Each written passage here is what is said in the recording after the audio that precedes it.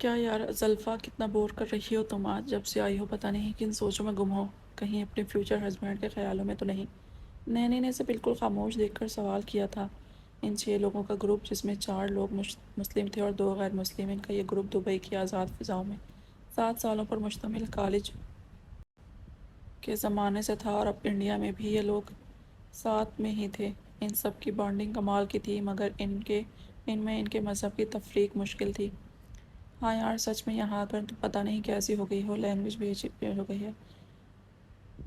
جان نے بھی اپنا حصہ ڈالا۔ نینی اور جان دونوں ریلیشن شپ میں تھے اور شادی بھی کرنے والے تھے۔ اسی طرح زوبی اور راحیل تھے، بس وہ اور ذیشان بچے تھے۔ اس کی شادی اس کے انکل آنٹی نے کسی امیر آدمی سے طے کر دی تھی، جس سے اسے کوئی فرق نہیں پڑتا تھا۔ وہ اس کے ساتھ 2-3 بار ڈیٹ پر گئی تھی، جہاں اس کی باکیاں عروج پر تھیں۔ وہ عمر میں اس سے کافی بڑا تھا، مگر لگتا نہیں تھا، اور ذیشان آج کل ایک لڑکی کو پٹانے کے چکر میں تھا جو اسے ذرا بھی گھاس نہیں ڈال رہی تھی۔ دبئی میں یہاں کے جیسے لوگ بھی نہیں ہیں ڈیئرز، جو دوسروں کو اپنے سامنے زیرو سمجھ کر ان کو انڈر ایسٹیمیٹ کریں۔ پچھلے ایک ہفتے میں وہ عجیب سی بے سکونی میں مبتلا تھی۔ ولید حسن سے ہوئی مڈ بھیڑ نے اسے کافی نیگیٹو کر دیا تھا۔ دوسروں کو برا سمجھنے والے لوگوں سے اسے نفرت سی محسوس ہو رہی تھی، جس کی لپیٹ میں بہت سارے لوگ آئے تھے جن کو اس نے منہ توڑ جواب دیا تھا، مگر کیا تھا اس میں جس کی کمی سے شدت سے محسوس ہو رہی تھی؟ کریکٹ، کل میں اور زوبیہ جب نیشنل پارک گئے تھے، تب وہاں بہت سے لوگوں نے وہاں موجود کپلز کو کافی ایڈوانس کہا تھا۔ حالانکہ وہاں بہت ساری برقعے والی لڑکیاں بھی تھیں جو شادی شدہ نہیں تھیں مگر لڑکوں کے ساتھ تھیں، اور لوگ سمجھ رہے تھے کہ وہ شادی شدہ ہیں۔ تم لوگوں کو کیسے پتا کہ وہ شادی شدہ نہیں ہے؟ اس نے چڑھ کر پوچھا۔ لوگوں کے پیچھے بات کرنے سے وہ ایسے ہی اریٹیٹ ہوتی تھی۔ جس طرح وہ لوگ بات کر رہے تھے سب پتہ چل رہا تھا، اور میں تو حیران ہو رہا تھا کہ وہ جو لڑکے ان کے ساتھ تھے، ان کا کہنا تھا کہ ان کے گھرانے میں لڑکے لڑکی کی دوستی معیوب سمجھی جاتی ہے۔ دیندار گھرانہ ہے، اس سال ان کے والدین حج پر جا رہے ہیں، اور ان لڑکیوں کا بھی یہی حال تھا۔ یار یہ کون سا ویژن ہے مسلمز کا؟ شومین، وہ لوگ اتنے ریلیجیس ہو کر خود ڈیٹ کر رہے تھے۔ زلفا ڈیئر، تم لوگ بھی مسلم، وہ لوگ بھی مسلم، ماڈرن اور بیک ورڈز دونوں سیم۔ پھر یہ والے مسلمز تم لوگوں پر اتنا کیوں ٹانٹ کرتے ہیں، حالانکہ یہ لوگ بھی ویسے ہی ہیں؟ تم ٹھیک کہتی ہو، ڈبل اسٹینڈرڈز ہیں۔ پھر تو مسلم، نینی کے کہنے پر عزبہ سبحان کی آنکھوں میں پھر سے سرد مہری اترنے لگی تھی۔ جو جیسا ہے اس کو ویسا ہی رہنے دو، ہم بچپن سے جیسے جیتے آئے ہیں ویسے ہی جی رہے ہیں۔ آزاد ماحول میں ہماری بریڈنگ ہوئی ہے، جہاں ہر کوئی اپنی مرضی سے جیتا ہے، تو ہمیں خود زیادہ نہیں پتہ مسلم کوالٹیز کا، تو بیکار ہے کسی کو کچھ بھی خود سے بولنا۔ تو پھر تم خود کیوں پنگا لیتی ہو، کہیں بھی کسی بھی کا عزت کا فالودہ کر دیتی ہو؟ بیچ بازار میں ہو یا بیچ راستے میں، اس ویک تو تم نے پتہ نہیں کتنے لوگوں کی درگتی بنائی ہے۔ ڈیئر زوبی، میں نے کہا نا، I hate hypocrite. In doubles کو کوئی رائٹ نہیں دوسروں کو کچھ بھی کہنے کا، ان کے کلچر پہ انگلی اٹھانے کا، جبکہ یہ لوگ خود اسی گھڑے میں گرے ہوئے ہیں جن پر لوگ انگلی اٹھاتے ہیں۔ ان میں اور ہم میں بس یہی فرق ہے کہ ہم کھلے عام گھومتے ہیں اور یہ لوگ چھپ کر۔ اور اب پلیز اسٹاپ دس ٹاپک۔ اگر تم لوگوں کو اتنا ہی بولنا ہے تو ان لوگوں کے سامنے ان کے منہ پر بولو۔ پیچھے قائر لوگ بولتے ہیں، اور میں نہ بزدل ہوں اور نہ ہی قائر، اس لیے جو مجھ پر انگلی اٹھاتا ہے میں اس پر ہاتھ اٹھا دیتی ہوں، مگر اس کے سامنے بعد میں مجھے یاد بھی نہیں رہتا کہ اس نے کیا کہا۔ بٹ کوئی کمی ضرور ہے جو مجھے سمجھ نہیں آ رہی۔ میں اس کو مانتی ہوں کچھ غلط ہے، مگر کیا؟ Don't know.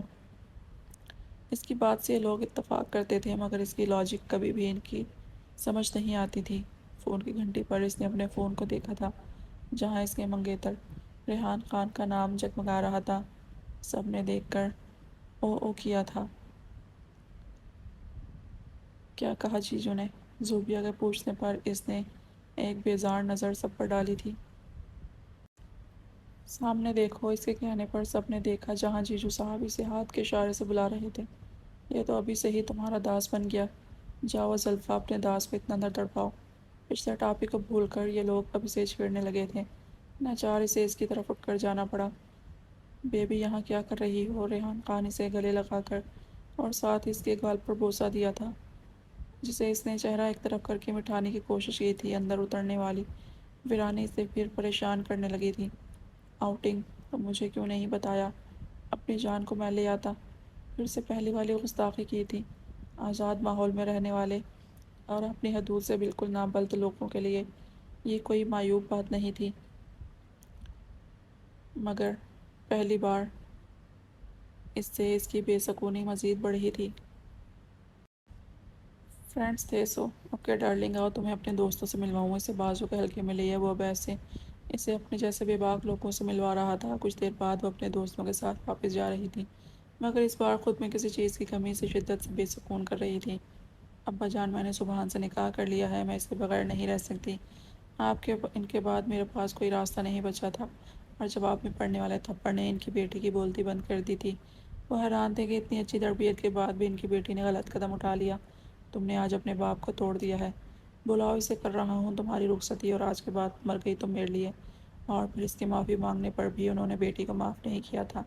8 سال تک اس کا نام اس گھر میں غلطی سے بھی نہیں لیا گیا تھا، اور شاید ساری زندگی نہیں لیا جاتا اگر ان کی بیٹی کا خط نہ آتا جس میں اس نے اپنی نافرمانی کی معافی مانگی تھی اور اپنی زندگی کی کم مدت کو دیکھتے ہوئے ان سے التجا کی تھی کہ وہ اس کی بیٹی کو اپنے زیر سایہ لے لیں، کیونکہ اس کے چاچا چاچی لالچی اور دین سے بالکل نابلد ہیں، جن کے لیے حلال و حرام سب برابر ہیں۔ وہ اسے بالکل اپنے جیسا بنا دیں گے، اور وہ نہیں چاہتی کہ ان کی بیٹی ان کے جیسے بنے۔ ان کی بیٹی نے اپنی 8 سالہ زندگی ان کے سامنے کھول کر رکھ دی تھی۔ اس کا شوہر اچھا تھا، وہ خوش تھی اپنی زندگی میں، مگر والدین اور بھائیوں کی نفرت اسے چین نہیں لینے دیتی تھی۔ شادی کے 2 سال بعد اللہ نے اسے بیٹی سے نوازا تھا۔ اس کے باپ نے اپنا گھر بیٹی کے نام کر دیا تھا، اور صدر والی بازار والی دکان اس کے نام۔ شادی کے 8 سال بعد جب وہ تینوں کسی دعوت میں جا رہے تھے تو راستے میں ہی ان کا جان لیوا ایکسیڈنٹ ہو گیا۔ اس کے شوہر کی جگہ پر ہی موت ہو گئی تھی۔ اس کی حالت بھی نازک تھی، اس کی بیٹی کو کچھ ہی چوٹیں آئی تھیں، مگر اس کے چاچا چاچی کی آنکھوں میں بلتا لالچ اسے دوسرا فیصلہ کرنے پر مجبور کر گیا، اور پھر اس نے کسی نرس سے خط لکھوا کر اپنے باپ کو پوسٹ کروا دیا اور پھر ہمیشہ کے لیے آنکھیں موند لیں۔ مگر جب وہ اپنی نواسی کو لینے گئے تو وہ لوگ کہیں اور جا چکے تھے، یعنی انہوں نے جانے میں دیر کر دی تھی، اور جب 6 مہینے پہلے انہیں پتہ چلا کہ وہ لوگ واپس دہلی آ گئے ہیں تو انہوں نے پھر اپنی نواسی کا سوال اس کے چاچا چاچی کے سامنے رکھا تھا۔ مگر جب اپنی نواسی کو دیکھا تو وہ پھر سے خود کو ہارا ہوا محسوس کر رہے تھے۔ آزاد ماحول اور دین سے دوری نے ان کی نواسی کو بالکل غیروں جیسا بنا دیا تھا، مگر پھر بھی وہ کوشش کرنا چاہتے تھے اپنی بیٹی کی آخری التجا پوری کریں۔ وہ سمجھتے تھے کہ وقت ابھی ہاتھ سے نہیں نکلا، انہیں اپنے خون کو اس طرح رلنے نہیں دینا۔ اور جب انہوں نے اپنی نواسی کے منگیتر کو دیکھا تو اور بھی زیادہ حیران ہو گئے، جو عورتوں کے ساتھ بگڑا ہوا عمر دراز رئیس زیادہ تھا، اور اب وہ جو کام کر کے آئے تھے اور جس کے بھروسے کر کے آئے تھے، اس سے بات کرنے کی خود میں ہمت نہیں جٹا پا رہے تھے، اور وجہ تھا ان کے پوتے کا ہر حقیقت سے واقف ہونا، مگر پھر بھی انہیں یہ رسک لینا تھا۔ موحد، یہ فائلز تم کمال خان کے پاس لے کر جاؤ، کل کی میٹنگ بھی ارینج کر لو۔ یہ کافی بڑا پروجیکٹ ہے، ہمیں بہت احتیاط کرنی ہوگی، اور دھیان رہے فاروق شیخ کو یہ بات نہیں پتہ چلنی چاہیے، ورنہ ہمیں ہرانے کے لیے پھر ان لوگوں کو نقصان پہنچانے کی کوشش کرے گا۔ جی بھائی، حذیفہ بھائی نے میٹنگ کی تیاری تو کر لی ہے، بس یہ فائل اپروو ہو جائے انشاءاللہ، پھر کچھ دن میں یہ پروجیکٹ ہم شروع کر دیں گے۔ اوکے، نماز کا وقت ہو گیا ہے، نماز پڑھ کر نکلنا۔ لیپ ٹاپ بند کر کے وہ اب سارے سسٹم آف کر رہا تھا۔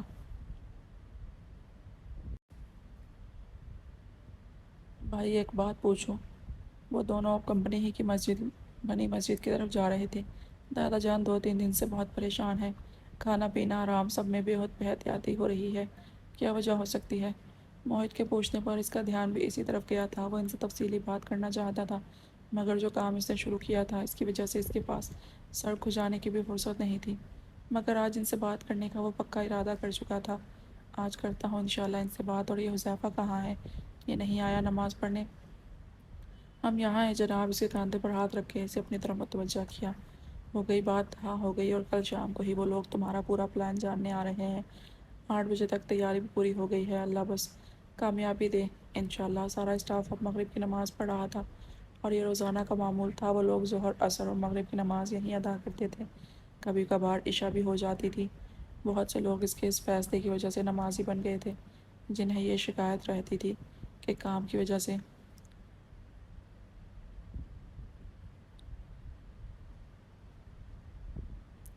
نماز نہیں پڑھی جاتی۔ اب وہ شکایت بھی ختم ہو گئی تھی، سب اس کے احسان مند تھے، اس کے کام سے ان کی ایک بھی نماز قضا نہیں ہوتی تھی۔ میں جا رہا ہوں بھائی، ایک اور کام سے کہیں جانا ہے، دیر بھی ہو سکتی ہے، آپ امی کو بتا دینا۔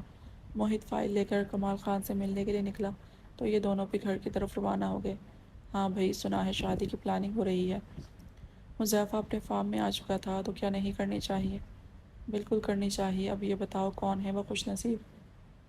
کیوں، تمہیں کیا کرنا ہے؟ جان کر انداز میں لاپرواہی تھی۔ مجھے تو کچھ نہیں کرنا، بس جاننا تھا تم جیسے خشک انسان سے کس کی قسمت پھوٹ رہی ہے۔ چڑھا کر گویا ہوا تھا تو پھر منہ بند رکھو اس بارے میں، مجھے کوئی بات نہیں کرنی۔ جب شادی ہوگی تو تم محروم نہیں رہو گے۔ اب نو مور کوئسچن۔ اسے منہ کھولتا دیکھ کر اسے بیچ میں ہی ٹوک دیا تھا۔ جانتا تھا وہ بات پر بات نکالتا نہ جانے کہاں لے جائے گا، اور فی الوقت وہ دادا جان کی پریشانی جاننے کے لیے خود کو تیار کر رہا تھا۔ اللہ کرے تمہاری شادی اسی لڑکی سے ہو جائے جو اس دن میکٹی میں تھی، شاید اپنی لینگویج سے تو تمہیں کچھ عقل دے دے۔ تم جیسے کھڑوس بندے کے ساتھ وہی جچے گی۔ اب تو یہ میری دل سے دعا ہے۔ اس نے دل کے پھپھولے پھوڑے تھے۔ اکثر پرسنل میٹر چھپانے پر وہ اسے ایسے ہی بد دعائیں دیتا تھا، یہ سوچے بغیر کہ قبولیت کی گھڑی کوئی بھی ہو سکتی ہے۔ اس کی اس بد دعا پر اس نے سڈن بریک لگائے تھے، جس سے حذیفہ کا سر ڈیش بورڈ سے لگتے لگتے بچا تھا۔ کیا کر رہے ہو یار، اب کیا جان لو گے؟ اس نے جھلا کر ولید کی حسن کی طرف دیکھا تھا، جس کا چہرہ ضبط سے سرخ ہو رہا تھا، جیسے وہ بہت مشکل سے اپنے غصے کو کنٹرول کیے ہوئے تھا۔ حذیفہ کو اس کے غصے سے پل پل خوف میں آیا تھا۔ سوری یار، میں تو بس شٹ اپ۔ اس کے دھاڑ پر حذیفہ ایک دم خاموش ہوا تھا۔ بات بھی پوری کہنے نہیں دی تھی۔ اترو نیچے۔ اسٹیئرنگ پر گرفت مضبوط کر کے اس نے اس کی طرف دیکھے بغیر اس نے حذیفہ کو باہر نکلنے کا حکم دیا تھا۔ اچھا سوری یار، مگر اتنی ٹھنڈ میں کس سے لفٹ لیتا پھروں گا میں؟ وہ منمنایا تھا۔ مجھے نہیں پتا۔ I said leave my car۔ اس کے چلانے پر وہ فوراً باہر نکلا اور اس کے اترتے ہی ولید حسن گاڑی کو اسپیڈ پر ڈال کر بھگا لے گیا تھا۔ یا اللہ، اب میں اتنا غلط کیا کہہ دیا جو بیچ راستے میں مجھے اتار دیا گیا؟ کسی نہ کسی سے تو ہوگی اس لڑکی کی شادی، اب اتنی بھی بری نہیں تھی۔ یا اللہ، مگر تو مت کروانا اس لڑکی سے اس خشک انسان کی شادی جو صرف دعا دینے پڑے اتنی بری سردی میں بیچ راستے میں اتار کیا۔ اس سے شادی ہونے پر تو وہ جان ہی لے لے گا۔ اس نے جھرجھری لے کر آسمان کو دیکھ کر جیسے التجا کی۔ کیا ہوا زلفا؟ کتنی دیر سے زوبیہ اسے راکنگ چیئر پر آنکھیں موندے ہلتے دیکھ رہی تھی۔ وہ آج پہلی بار اتنی خاموش رہی تھی۔ ایک عجیب سا حزن تھا اس کے چہرے پر۔ زوبی، نیکی دینداری کیا ہے؟ اور کریکٹر اصل میں کہتے کسے ہیں؟ آنکھیں ہنوز موندی ہوئی تھیں، لہجے سے اس کے اندر کی کیفیت کا اندازہ لگانا مشکل تھا۔ کیا پوچھ رہی ہو یار، یہ کیسے سوال ہیں؟ کسی نے کچھ کہہ دیا؟ زوبیہ کی پریشان آواز پر اس نے آنکھیں کھولی اور زوبیہ کے پریشان فون چہرے کو دیکھنے لگی۔ حد ہے یار، اتنے آسان سوالوں پر حیران کیوں ہو رہی ہو؟ کسی نے کچھ کہہ دیا ہے؟ سوال آسان ہے مگر تمہارا انداز مشکل۔ نہیں زوبیہ ڈیئر، یہ سوال آسان نہیں ہے۔ ان کے جواب تو خود ان خصلت کے لوگوں کو بھی نہیں پتا جو نیکی دینداری اور بہترین کریکٹر کا سرٹیفکیٹ لے کر گھوم رہے ہیں۔ انہیں خود ان سوالوں کا جواب تو کیا مطلب بھی نہیں معلوم۔ مجھے کچھ بتاؤ گی؟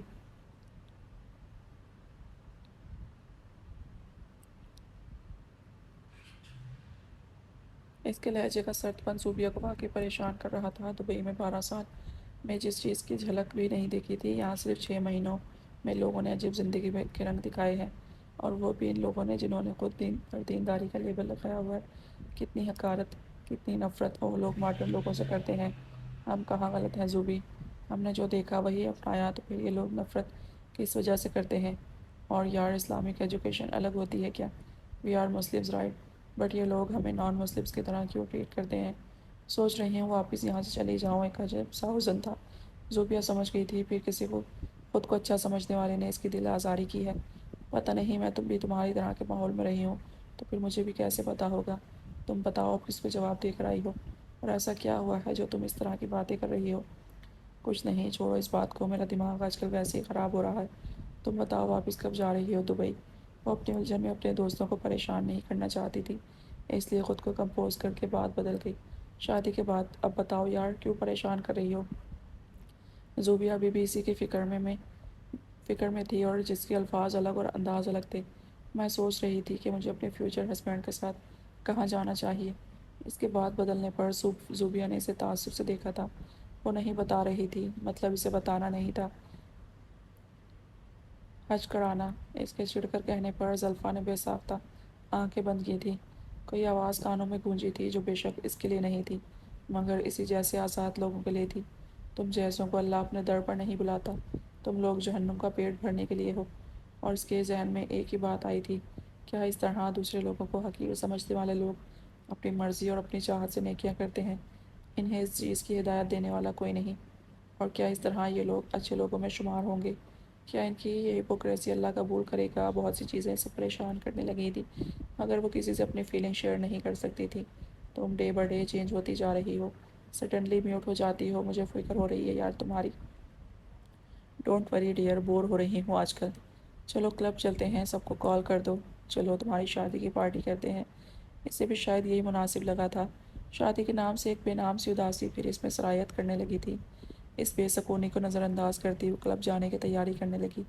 حذیفہ کی باتوں سے اسے اتنا غصہ آیا تھا کہ اس نے گھر میں بھی کسی سے ٹھیک سے بات نہیں کی تھی۔ جلدی جلدی کھانا کھا کر وہ اپنے کمرے میں آیا اور اب کچھ فائلز کھول کر پروجیکٹ کی تیاری کرنے لگا۔ یہی چیز اس کا دھیان اس طرف سے ہٹا سکتی تھی۔ کچھ دیر بعد وہ اپنے کام میں پوری طرح منہمک ہو چکا تھا۔ السلام علیکم بھائی، کیا آپ بزی ہیں؟ اس کی بہن زینب نے دروازے سے ہی پوچھا تھا۔ کیا ہوا بیٹا؟ کوئی کام تھا؟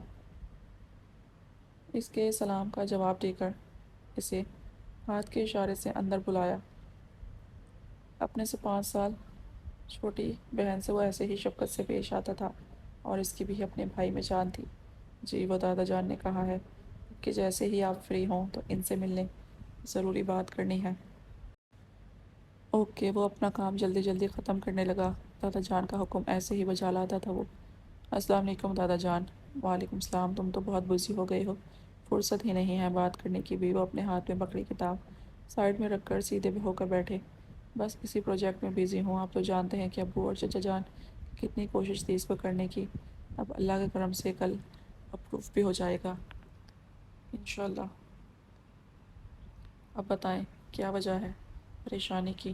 ان کے پیروں کو ہلکا ہلکا دبانا شروع کر دیا۔ یہ ان سب بہن بھائیوں کی عادت تھی، جس بھی بزرگ کے پاس بیٹھتے تھے ان کے ہاتھ پیر کو نرم ہاتھوں سے دبانا شروع کر دیتے۔ تم سے پوچھے بغیر میں نے تمہارا رشتہ طے کر دیا ہے۔ انہیں سیدھے سیدھے بات کرنا ہی پسند تھا، تمہید بہت کم باندھتے تھے۔ واٹ؟ بات اس کی سوچ سے ہی الگ تھی، اس لیے حیرانی بجا تھی۔ تمہیں کوئی اعتراض؟ اس کی حیرانی کو دیکھ کر سوال کیا۔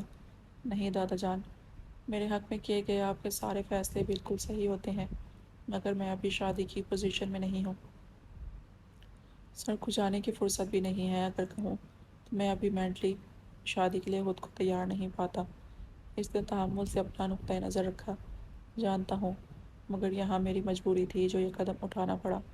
ایک فرض کی ادائیگی، کسی کی امید، خود سے کیا ہوا ایک وعدہ پورا کرنا تھا جس کے لیے میں تمہارے علاوہ کسی اور پر اس معاملے میں بھروسہ نہیں کر سکتا تھا۔ شادی ویسے ہی ہو جائے گی جیسے تم چاہو گی۔ ان کی بات سے اس کے دل میں خطرے کی گھنٹی بجی تھی۔ اور تمہارا کام زیادہ ہو تو ولیمہ تمہارے پروجیکٹ کے بعد کر لیں گے۔ لڑکی کون ہے دادا جان؟ اپنے دل کی تیز ہوتی دھڑکن اسے بہت کچھ غلط کا سگنل دے رہی تھی۔ اس کے سوال پر انہوں نے کچھ پل کے لیے آنکھیں بند کی۔ زلفا سبحان نام کی باز گشت ایسے ہو رہی تھی جیسے کسی نے کانوں میں پگھلا ہوا سیسا انڈیل دیا ہو۔ وہ شاکڈ ہو کر سیدھا کھڑا ہو گیا۔ کتنے پل وہ کچھ بھی بولنے کے قابل نہیں رہا تھا۔ دادا جان کو اس کے اس رد عمل کی توقع پہلے سے ہی تھی۔ کیا کہا اپنے دادا جان؟ اسے لگا اسے سننے میں غلطی ہوئی ہے۔ تم نے ٹھیک سنا، اپنی نوازی زلفا سبحان سے تمہارا رشتہ طے کر آیا ہوں۔ یہ کیا کہا دادا جان؟ زلفا سبحان، آپ مذاق کر رہے ہیں میرے ساتھ؟ الفاظ میں لڑکھڑاہٹ اس کی اندرون کی توڑ پھوڑ بیان کر رہی تھی۔ وہ اپنی زندگی میں سب کچھ ایکسپیکٹ کر سکتا تھا سوائے زلفا سبحان کے، جس کا اس کی سوچوں میں بھی گزر اس کی نظر میں اس کے اعمال کی بربادی کا سبب بنتا تھا۔ تو زندگی میں داخلہ کیسے گوارا کر سکتا تھا؟ نو دادا جان، یہ تو میں سوچنے کی بھی ہمت نہیں رکھتا، اور وجہ آپ بخوبی جانتے ہیں۔ کوشش کے بعد بھی وہ خود کو نارمل نہیں کر پا رہا تھا۔ میں کوشش کرنا چاہتا ہوں ولید، استخارہ کرنے کے بعد ہی تم سے بات کی ہے میں نے۔ اس کا مطلب جانتے ہو؟ یعنی اللہ اس رشتے پر راضی ہے۔ ان کی دلیل سے بھی وہ قائل نہیں ہوا تھا۔ میں نہیں کر سکتا دادا جان۔ کرنا تو بہت دور کی بات ہے، میں سوچ کر بھی خود کو گناہ گار سمجھوں گا۔ کیسی نفرت تھی اس کی زلفہ سبحان سے۔ کیا تمہیں مجھے اللہ پر اور مجھ پر یقین نہیں؟ انہیں معلوم تھا یہ معاملہ آسان نہیں ہے۔ آپ مجھے کس امتحان میں ڈال رہے ہیں دادا جان؟ وہ ایک کریکٹر لیس لڑکی ہے، افیئرز ہیں اس کے، شراب پی کر گھومتی ہے۔ وہ کل بھی ویسٹرن کلب میں تھی اپنے اس گھٹیا کزن کے ساتھ۔ میں اس سے شادی نہیں کر سکتا، جس کو دیکھ کر ہی میرا اس کے ٹکڑے کرنے کو جی چاہے۔ اس کے لالچی چاچا چاچی نے ایسا بنا دیا ہے، وہ لوگ اس کی زندگی تباہ کر دیں گے۔ ابھی بھی وہ لوگ ایک کرپٹ عمر دراز شخص سے اس کا رشتہ کر رہے ہیں، جو رشتہ کم اور سودا زیادہ ہے۔ تم بچا لو اسے اندھیروں میں جانے سے۔ الفاظ التجائیہ ہوئے تھے۔ کمال ہے دادا جان، جس بیٹی نے آپ کو اتنی تکلیف دی، آپ انہیں کی بگڑی ہوئی شرابی بیٹی کو میرے سر مون رہے ہیں، جسے بات کرنے کی تمیز نہیں، جس سے کوئی بھی غیرت مند مرد شادی نہیں کرنا چاہے گا۔ اس کے اتنے کڑوے اور نفرت سے پرحقارت بھرے الفاظ دل پر وار کر رہے تھے۔ ایک پل کو تو ان کا دل کیا اس سے امید نہ کریں جو کبھی اس سے اتنی نفرت کا دعوے دار ہے۔ وہ آگے کیا کرے گا؟ مگر وہ اللہ کے بھروسے یہ رزق لے رہے تھے۔ جہاں تک وہ اپنی نواسی کو جان پائے تھے، وہ ظلم سہنے والوں میں سے نہیں تھی۔ بے شک پہلی ملاقات میں اس نے ان سے بدتمیزی کی بات کی تھی، مگر اس کے لہجے میں وہ جاہلیت نہیں تھی جو ان کا پوتا کہہ رہا تھا۔ وہ ان کے معاملے میں غلط فہمی کا شکار تھی، جو یقیناً اس کے چاچا چاچی کی کارستانی تھی۔ ہاں، کیونکہ جو میں دیکھ رہا ہوں وہ تم نہیں دیکھ رہے ہو۔ انداز پر سوچ تھا، میری اکلوتی بیٹی کی اکلوتی نشانی ہے۔ شاید میں خود غرض بھی ہو رہا ہوں، مگر کیا کروں؟ وہ ہمارا اپنا خون بھی ہے، میں چین سے جی نہیں پاؤں گا اس کے لیے کوئی کوشش کیے بغیر۔ مگر دادا جان، وہ ہماری فیملی سے مس میچ ہے، کوئی بھی اسے قبول نہیں کرے گا۔ اس کے لہجے کی ناگواری سے انہیں تکلیف تو ہو رہی تھی، مگر شاید وہ بھی حق پر تھا۔ وہی اس سے زبردستی کر رہے تھے، دوسروں کا نہیں۔ اپنا بتاؤ، کیا تم اسے قبول کر لو گے؟ نہیں، آئی ایم سوری دادا جان، میں ابھی اسے قبول نہیں کر سکتا۔ اندار کسی قدر ڈو ٹوک تھا۔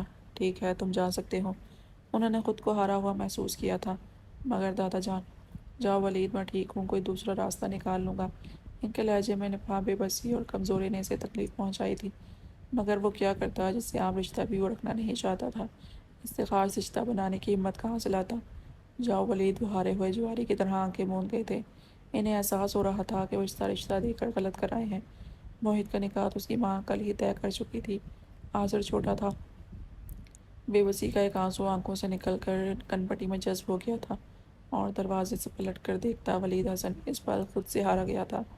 معافی چاہتی ہوں ابا جی، مگر میں ایسی لڑکی کو کیسے اپنی بہو بنا لوں جس نے سالوں پہلے اپنی منہ زور خواہش کے آگے آپ کا سر جھکایا تھا، جس کے غم میں روتے روتے اماں جی اس دنیا سے چل بسیں۔ ایسی ماں کی بیٹی کے کیا رنگ ڈھنگ ہوں گے، جو رہی بھی ایک آزاد ملک میں ہے۔